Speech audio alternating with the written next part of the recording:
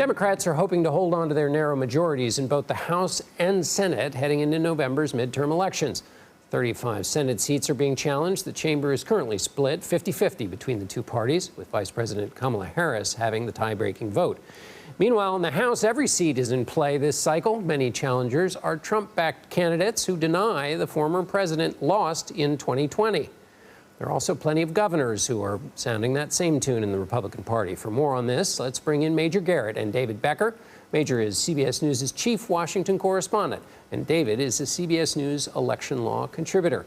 They are co-authors of the book, The Big Truth, Upholding Democracy in the Age of the Big Lie, which is out September 20th, and you can pre-order it. You don't have to wait till that day. Yes, you can. That's right. Please. Major, let's start with these candidates. I'm going to name three governors: Michigan, Pennsylvania, Arizona. You've got people running who say that Donald Trump won the last election. You detail in your book deeply how there is no proof of this. Why does that still gain you currency in the Republican Party?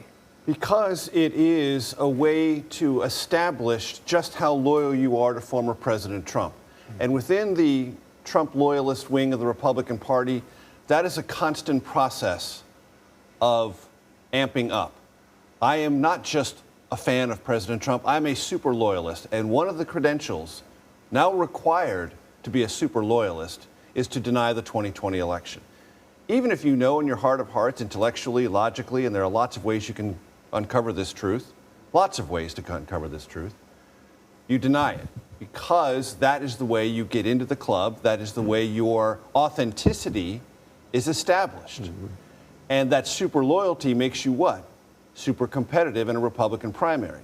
And then what you have to try to do is see if that election message will sell to a non-Republican audience. And all three of those governor's races will give us very strong indicators come November if this is a message that only works in a certain set of confines or works broadly.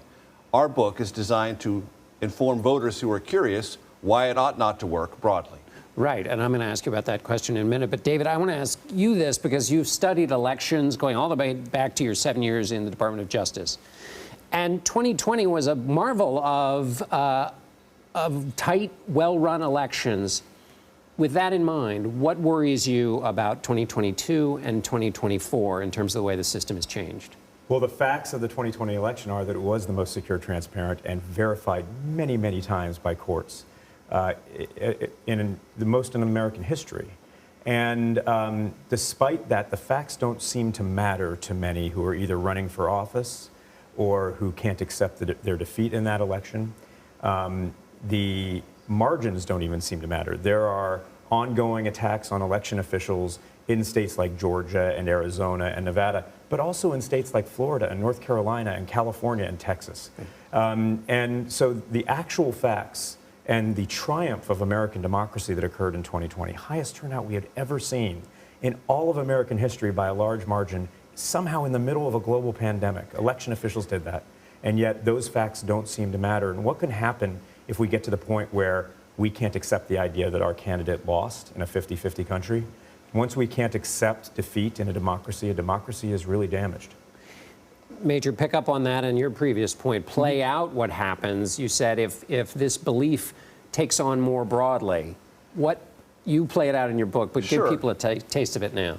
So look, if we reach a point in American politics where our political differences feel so primal, so existential, that the stakes seem so high that anything is justifiable. Therefore, denying an election just so our side wins, because if our side doesn't win, the risks and costs are so high, we can't live anymore in that country, then guess what we're going to do?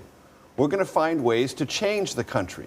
And the way we're going to change the country fundamentally is to stop believing in the legitimacy of elections. And when we as a country, if we as a country